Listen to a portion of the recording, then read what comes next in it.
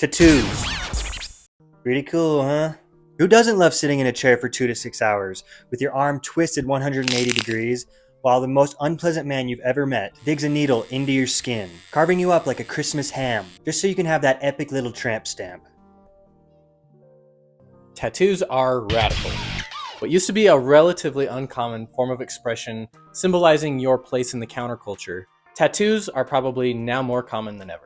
Your boss has them, your grandma has them, hell, even your pastor probably has them. Going as far back as the Neolithic era, we've been chiseling nautical stars into our skin ever since we were wiping our asses with rocks.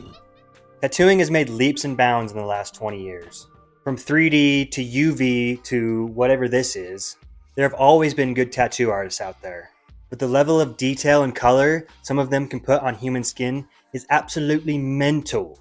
And I know what you're thinking, that's probably expensive as hell. And you'd be right. With epic art comes maybe a not so epic price tag. But how much is too much? There's an obvious difference between this and this, and I would expect the price tag to reflect that. Problem is, a lot of artists charge this for this. A what? $300 an hour? Eat my entire ass. Listen, I get it. They're out there shaking their dicks and or labias, and or thabias. Their art, their time, all deserves fair compensation, absolutely. They obviously have to make a living too. I mean, have you seen this inflation? So take everything we're about to say with a little grain of salt. However, there's a lot of discourse online these days about the price gouging in every industry, which includes tattooing.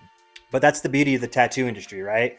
The market is so goddamn saturated that there are plenty of other options out there if you don't want to wait or pay someone's price. Setting aside the whole rigmarole of finding an artist, messaging them, scheduling an appointment, let's talk about the people. I don't know what it is, I can't quite put my finger on it, but something about tattoo culture seemingly attracts and or emboldens the biggest assholes you've ever met. If you've ever been to a tattoo shop, you've probably seen the old school dudes who only do American traditional tattoos. And not only are the opinions these dudes have about tattooing the only acceptable opinions to have about tattooing, they're also really fucking loud about it. Something about coming up under veteran tattooists who treated them like dog shit instills in them an entitlement to pass that along not only to their apprentices, but the general clientele of their tattoo shops as well. I've been tattooed by probably too many of these guys in my time, and while some of the times their work is good enough to warrant such arrogance, a lot of the times it's not. And in my humble experience, what ends up happening is that shops made up of these guys, and yes, it's almost entirely guys, is that shop ends up becoming a sort of like bad boys club, making them a truly uncomfortable place for like queer or feminine people. And sure, I guess that's fine, like you don't have to get tattooed there. There's room enough in the industry these days to find a better shop with nicer artists who don't let their arrogance get the best of them.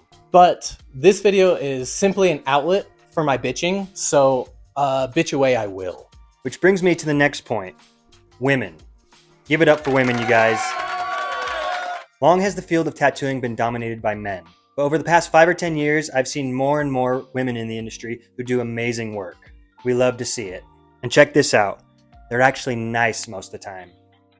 Can you believe it? Women artists are the ones seemingly breaking the generational cycle of arrogance in their shops. Much nicer than the greasy, glorified smoke machines of yesteryear. I'm already in the shop getting physically punished. I don't need someone mentally cutting me down at the same time. Honestly, I went really hard in my late teens and early 20s, getting heavily tattooed, that I don't really get tattooed anymore. I got my last one, my most recent one, several years ago at this point. That being the case, most of my tattoo experiences have been in these sort of bro shops, which honestly might play a part into why I haven't gotten tattooed as much recently. That and this inflation. But I do have to say, the thought of going into a tattoo shop where I don't feel like the dudes there are trying to have a pissing contest with me or the other artists in their shop is both refreshing and encouraging. Kind of makes me want to get tattooed again. Regret.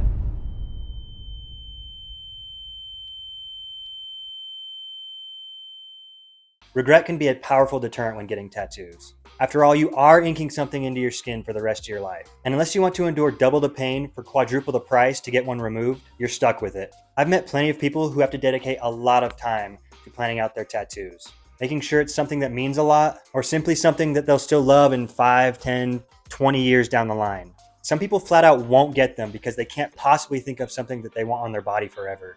And those are all valid ways to go about getting a tattoo. But sometimes it's fun to just walk into the shop, find the meanest guy in the room, and say, "Hey, give me this meme I found on Tumblr 2 days ago."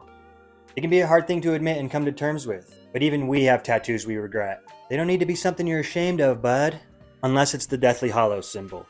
One way to look at it is all your tattoos are timestamps of different eras in your life, showing the likes and interests of a past you. Even the bad ones could be something to prompt a conversation with that epic babe at the bar. Or if all else fails, some tattoo artists are able to do some wild cover-ups these days. I mean, I don't necessarily regret any of my tattoos, though there are a few I wouldn't hate to see go, but I do regret the ways in which being heavily tattooed invites the most annoying type of person to try and base the entirety of a conversation around them. If you know, you know. You know? Bro, sick ink. Where'd you get them? Wow, you have a lot of tats. Do they all mean something to you? I've wanted a tattoo for so long, but I just can't think of anything I'd want on my body forever.